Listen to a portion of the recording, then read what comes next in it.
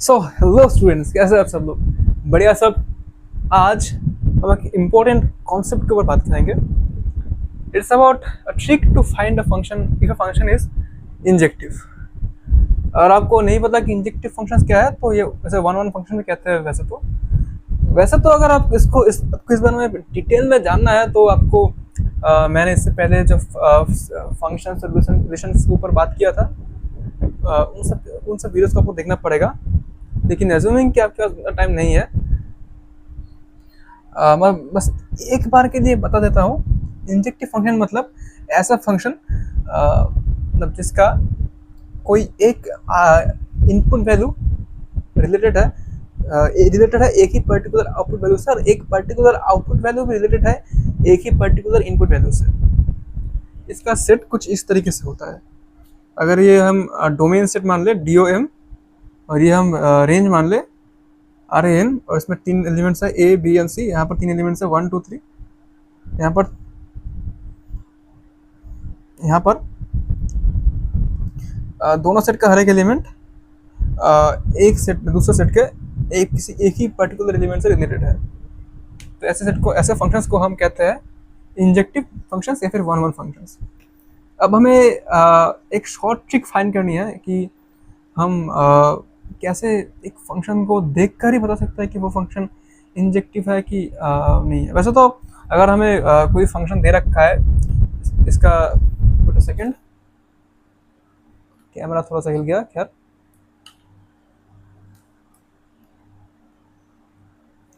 अगर हमें सवाल में दे रखा है कोई ऐसा फंक्शन जिसका डोमेन और कोडोमेन वगैरह दे रखा है, तो तब तो हम डेफिनेटली कह सकते हैं। लेकिन फॉर एग्जांपल एक हमारे पास जस्ट एक फंक्शन का डेफिनेशन है। लेट्स से एक फंक्शन दे रखा है 3x⁴ plus 4x³ plus 7x plus 10। बताओ कि ये इंजेक्टिव है कि नहीं। तो ऐसे तो डायरेक्टली बता पाना काफ़ी मुश्किल है। यहाँ पर एक तरीका है हमारे पास। अच्छा, जरा दिमाग में सोचने की कोशिश करो कि अगर कोई फंक्शन हुआ, कोई फंक्शन का ग्राफ कुछ इस तरीके का दिखता है, ऐसा नहीं, कुछ इस तरीके का दिखता है, यानी ये फंक्शन स्ट्रिक्टली इंक्रीजिंग है। कई बार भी इसका रेट ऑफ चेंज 0 हिट नहीं करता, कई बार भी ये अपनी ट्रेजेक्टरी चेंज नहीं करती। इस तरीके से अगर कोई फंक्शन इस तरीके से डिफाइंड है, मतलब जिसका ग्राफ कुछ इस तरीके से दिखता है, तो ज़रा एक चीज़ देखो। यहाँ पर यह एक्स एक्सिस, यह एक्स, और यह है y इक्वल्स f(x), यह y एक्सिस। और यहाँ पर एक चीज़ नोटिस करो कि x की कोई पर्टिकुलर वैल्यू y के किसी पर्टिकुलर वैल्यू से ही रिलेटेड है, और वैल्यूज यहाँ पर रिपीट नहीं हो रही। Let's call this x1, this is x2, this is y1, this is y2। वैसे तो मैंने पहले प्रूफ के बारे में बता दिया था कि कोई फंक्शन इंजेक्टिव है कि नहीं, उसको फाइंड करने का प्रूफ क्या हो सकता है। लेकिन यहाँ पर हम एक शॉर्ट ट्रिक के बारे में बात करेंगे। जस्ट ऐसे ही करते चला जाएगा। अगर कोई फंक्शन ऐसा ना होकर, मान लो स्ट्रिक्टली डिक्रीजिंग भी होता है, ऐसा नहीं, स्ट्रिक्टली डिक्रीजिंग करता है इसको। This is x1, sorry, negative of x1, this is negative of x2, और ये रिलेटेड है नेगेटिव ऑफ y1 से negative x1, negative of x2 related है नेगेटिव ऑफ y2 से, एंड सो ऑन। अच्छा, अगर हमें पता चल जाए कि किसी फंक्शन का ग्राफ कुछ इस तरीके से दिखता है, तो हम कह सकते हैं कि या तो वो स्ट्रिक्टली इंक्रीजिंग है या फिर स्ट्रिक्टली डिक्रीजिंग है। एक्चुअली ये स्ट्रिक्टली इंक्रीजिंग का ग्राफ है, सॉरी। स्ट्रिक्टली डिक्रीजिंग का ग्राफ कुछ इस तरीके का बनेगा।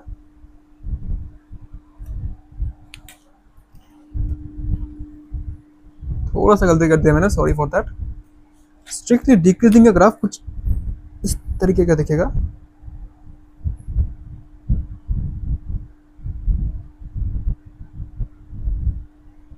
यहाँ पर जैसे जैसे x की वैल्यूज बढ़ रही है, y की वैल्यूज भी घट रही है।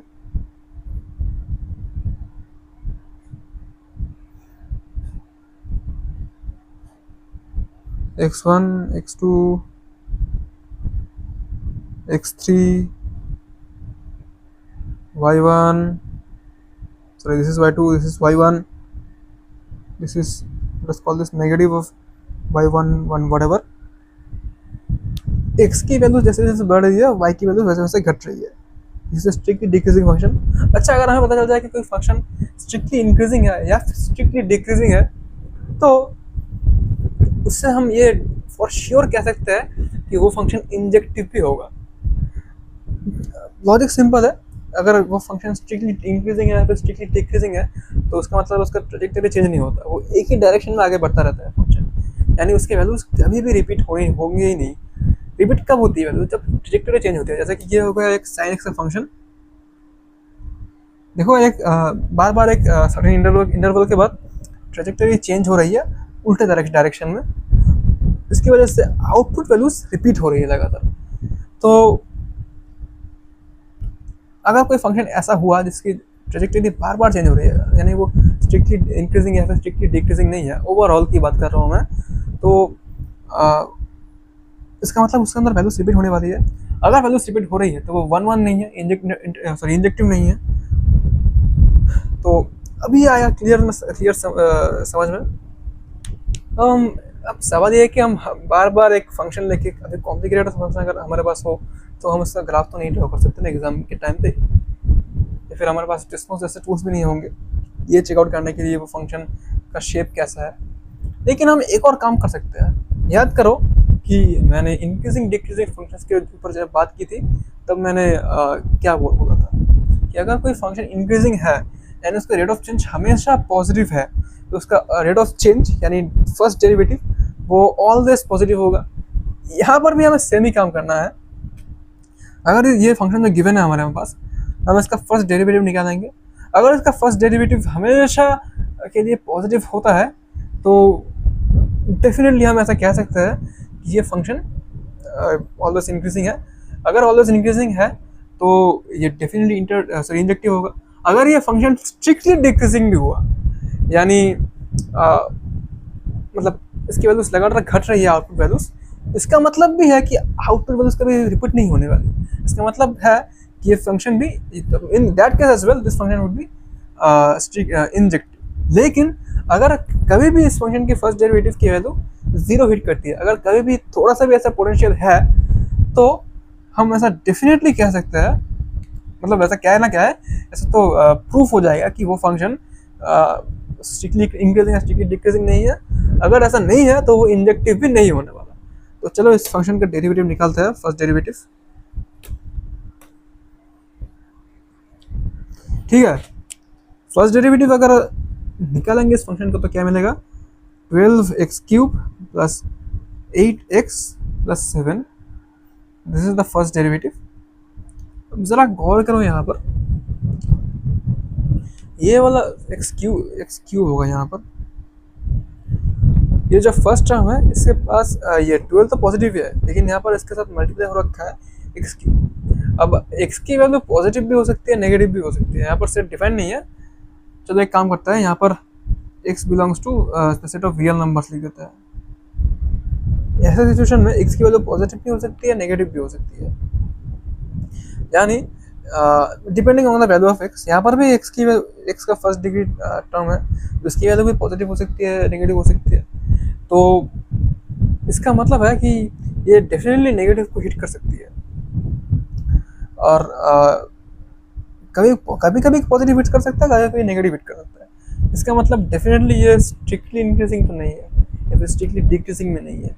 तो इसका मतलब ये वाला फंक्शन जो है ये इंजेक्टिव नहीं होने वाला. लेकिन एक काम करते हैं हम लोग, क्यों ना हम इसके डोमेन को पॉजिटिव कर देते हैं. अब क्या होगा जरा देखो.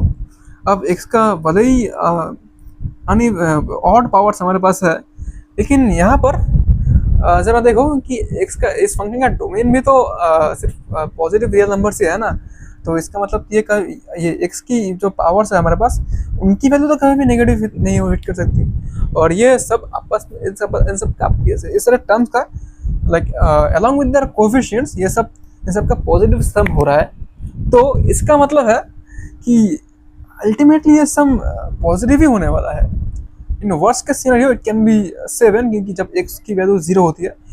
लेकिन even then if prime of x, if that of x is gonna be positive, क्योंकि 7 प्लस 7 तो एक पॉजिटिव नंबर है। तो इसका मतलब है इस पर्टिकुलर केस में ये डेफिनेटली इंजेक्टिव फंक्शन होने वाला है। समझ में आ गया? अगर हम बात कर, तो अगर मान लो मैं इस फंक्शन को थोड़ा सा चेंज कर दूं,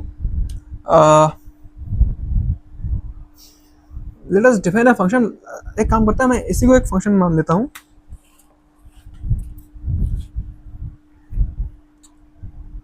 और इस बार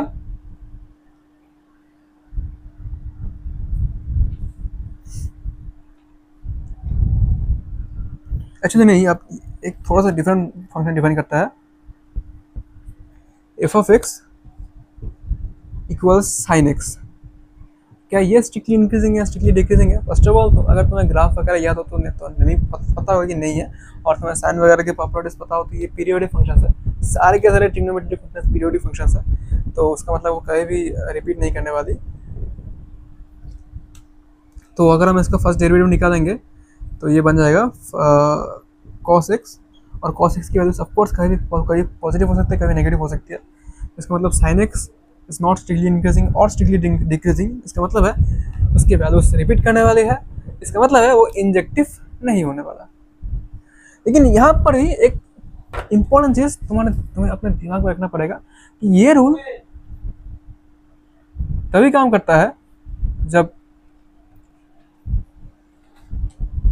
ये फंक्शन हमारे पास जो है वो कंटिन्यूअस हो। कंटिन्यूअस से मेरा मतलब क्या है कि उस फंक्शन में कोई ब्रेकिंग पॉइंट ना हो, मतलब किसी भी पॉइंट में, अपने रेंज के किसी भी पॉइंट में वो अनडिफाइंड ना हो, तब ये रूल काम नहीं करेगा। अगर ऐसा कोई सिचुएशन है कि किसी पॉइंट में, रेंज के किसी पॉइंट में वो अनडिफाइंड हो जा रहा है, रेंज के नहीं सॉरी डोमेन के किसी एक पॉइंट में आकर वो फंक्शन अनडिफाइंड हो जा रहा है, तो ऐसे में हम सिर्फ उस पर्टिकुलर रेंज तक की बात करेंगे जिस रेंज के अंदर वो वेल डिफाइंड है। जैसे कि एक, अरे यार, जैसे कि एक इंटरेस्टिंग एग्जांपल दे दो, लिख रहा है ना सब कुछ। हाँ, ये देखो, अगर हम एक फंक्शन ले ले F of x equals tan x, क्या ये पॉजिटिव है नेगेटिव है, मतलब ये क्या ये इंजेक्टिव है? अगर हम इसका फर्स्ट डेरिवेटिव निकालेंगे तो वो होगा सेक का square of x.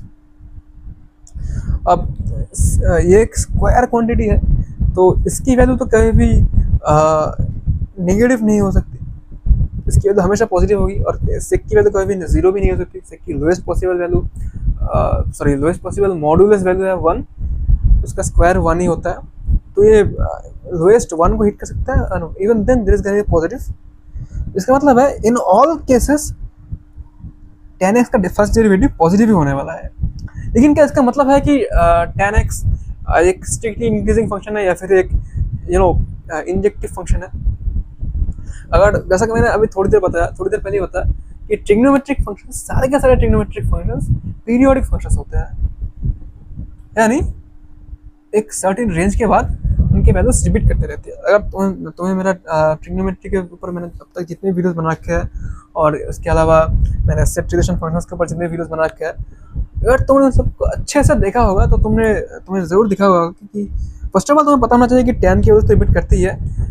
tan of -45 degrees is the same as tan of 135 degrees, negative 135 degrees, जो कि होती है 1।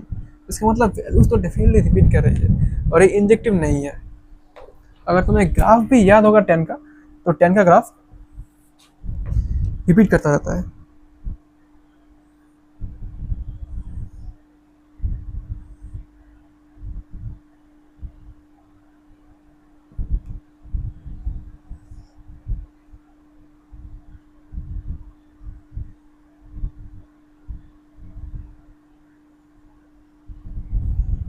कुछ इस तरीके से। तो यहाँ पर देखो, इन पर्टिकुलर पॉइंट्स पे अगर हम x belongs to pi by two, x belongs to नहीं, x equals pi by two plus k pi रख दे, जहाँ पर k की वैल्यू एक इंटीजर है, पाई बाई टू, हाँ ऐसे सिचुएशन में tan ऑफ x ये अनडिफाइंड हो जाता है, ये अनडिफाइंड हो जाता है। ये पॉइंट है π/2, ये पॉइंट है -π/2। इन दोनों पॉइंट्स के लिए tan ऑफ x अनडिफाइंड बन जाता है। तो आप यहाँ पर चल क्या रहा है जरा देखो क्या ध्यान से कि इस -π/2 से लेकर जब जब रेंज सॉरी जो डोमेन है वो जब इस सेट के अंदर आ जाता है -π/2 से लेकर π/2 तक, या फिर अगर हम इससे आगे